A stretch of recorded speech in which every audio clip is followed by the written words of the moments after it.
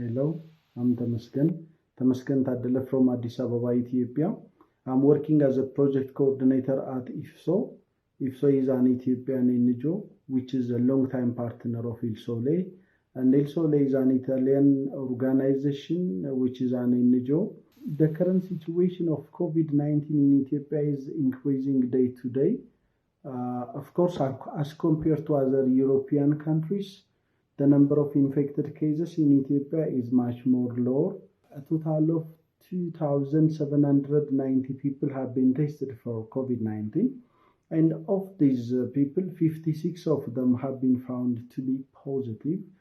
And of those who become positive, 2 of them unfortunately died or passed away last week. Both of them are Ethiopians. And 4 people survived from the virus, which means they are not anymore ill or sick, that they are found in a very good health situation, according to the report of the government. Current statistics given by the government is showing that the number of infection is increasing. On top of that, only 2,719 people have been tested. When we see the action or measures taken by the government, there are a number of actions actually, but I personally believe that the government has to take some serious measures. For instance, of course, the government is working all its best to stop the spread of the virus in the country. Examples are like all schools have been closed for the last 20 or more than days. Colleges and universities are not functioning anymore. They are trying to teach their students online through the internet. Almost all government workers are doing their job from their home. So only few key staffs are going to the government office, and the rest are staying at home to do their job from home. And except Addis Ababa, which is the capital city of Ethiopia, public transports are totally restricted, which means going from a city to another city or moving from region to region is totally stopped. But when we come to the capital city, which is Addis Ababa, still public transports are functioning. They are transporting people from one area to the other area. But of course, the government is trying to reduce the number of passengers. For instance, since last week, taxis and minibuses as well big buses are transporting or giving service only by 50%. They are using 50% of their potential. What does it mean? For instance, a minibus taxi which used to serve 12 people at a time can give service only for 6 people at this time. So their potential is reduced by 50%. But other problems are still continuing. I mean, the government has to take some serious measures because people are not respecting rules which are given by the government, the health professionals, whatever. So I don't think that the actions taken by the government is enough. So the government has to take some other special or more serious measures in order to stop the spread of the virus. When we come to the response of the population, I don't think that it's up to my expectation and it's not totally satisfactory. In spite of the fact that there are some promising changes upon the society, there are a number of people who are not taking still the problem or the virus as serious. For example, some people are joking or laughing at corona. They are not considering it as a serious problem. Even though schools are closed, youngsters are still gathering together with their friends in the village. They play together football or they are making physical exercise or sport all together. So I'm not happy with the population. We are not considering the pandemic as a dangerous disease. Even though the government offices are closed, people are still gathering together to drink coffee or beer. They just discuss issues together, whatever. So what I'm saying is the issue of social distancing, or I better say it, physical distancing is not respected. For that reason, I don't think that the population is taking it as a serious problem. The National Health Service is one of the most affected, or I can say it's the poorest sector of the country, which means we don't have enough hospitals, we don't have enough health professionals, mainly doctors and nurses, and we still do not have enough anti-COVID drugs, sanitizers, alcohols, and so on. By the way, I don't have the exact current figure or the number of hospitals and health centers in the country right now, but I know that, for instance, Addis Ababa is the capital city of Ethiopia. In Addis Ababa, we do have only 14 government hospitals, and almost most of them were built in the previous governments. Only two of these 14 hospitals have been constructed by the current government in the last 29 years. It's possible to compare the number of population 30 years ago and currently in 2020. So in these 29 years, only 2 hospitals have been built, but the number of population exceeds 100 million. It's around 115 or 17 million right now. So we don't have enough hospitals, sanitizers, we don't have professionals, whatever. So having all these gaps, if the population is not taking care of themselves, if we don't respect rules given by the government or the physicians or medical professionals, it will be, it's very dangerous for the country, at the same time for the population. By the way, if we go to regional cities and rural parts of Ethiopia, the number of hospitals and the health service becomes worse and worse.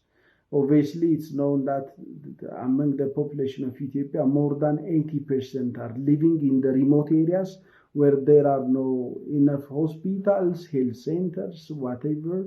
So the health situation or the health service of Ethiopia is one of the poorest sector of the country. In addition to COVID-19, there are a number of health problems which are affecting or killing a number of population of Ethiopia.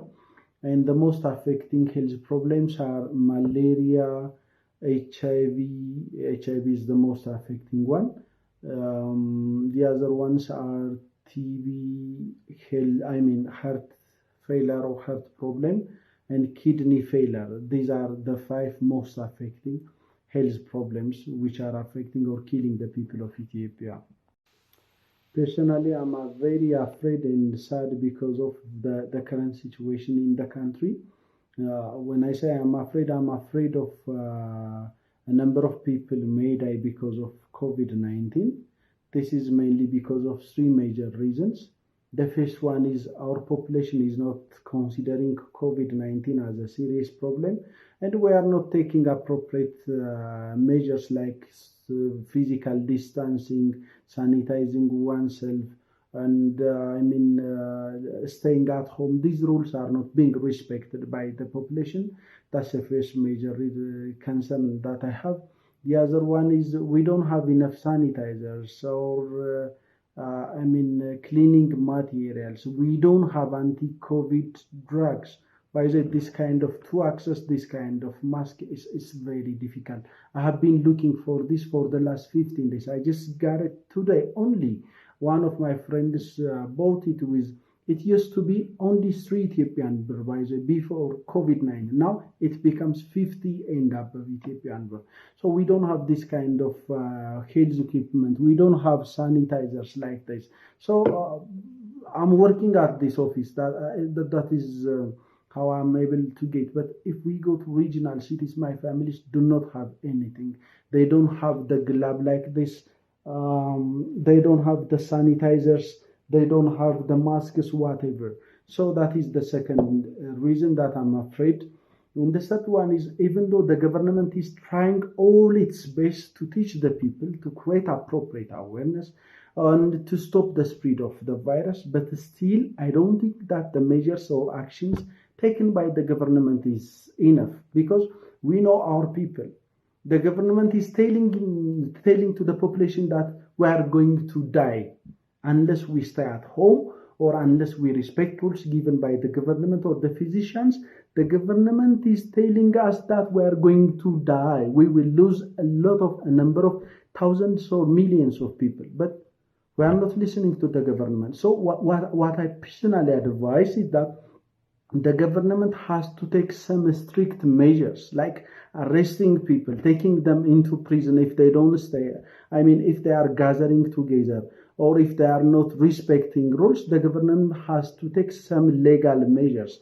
That is what I suggest to our government. As a result of these three reasons, I'm very afraid that a lot of people may be dying because we are Ethiopians. We know that. I'm proud of my country, but still, I don't want to deny that we are a poor country. We don't have enough infrastructures. We don't have enough physicians or doctors. We don't have enough hospitals. And the people are not taking the situation, seriously. We have seen what happened to Italy, Spain, and the great country, US. And I just remember what the Prime Minister of Italy said. He said, we have tried all our best what could be done on earth, and the rest is up to the sky, he said. So from that we have to learn something. God is giving us, the virus is giving opportunity for us. We are not the first country to be affected. We are almost one of those countries where the virus starts affecting the people in the last phase of these days. So we have enough time to learn from what happened to China, Italy, Spain, the US, and other countries. So we have to do something. We do have still time. So we have to take, unless we do that, I'm afraid that it will affect every aspect of the country. The economic crisis, the social, the health, everything will be affected. For that reason, I'm really afraid of the bad consequence which can result from COVID-19. But still, I don't want to lose, 100% of my hope. Still, I'm still hopeful. That is because I don't know why, but I still believe that one of the world scientists or our traditional we do have traditional drug system or what we call traditional medicines or experts in that area, like that of Hakim Ababech. So I hope that one of these scientists or traditional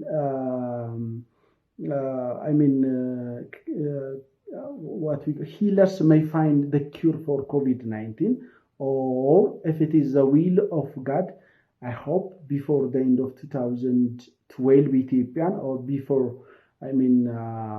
July or August, COVID by itself will disappear from the world. That is my wish for all the people of my country and the rest of the world. Thank you for your attention.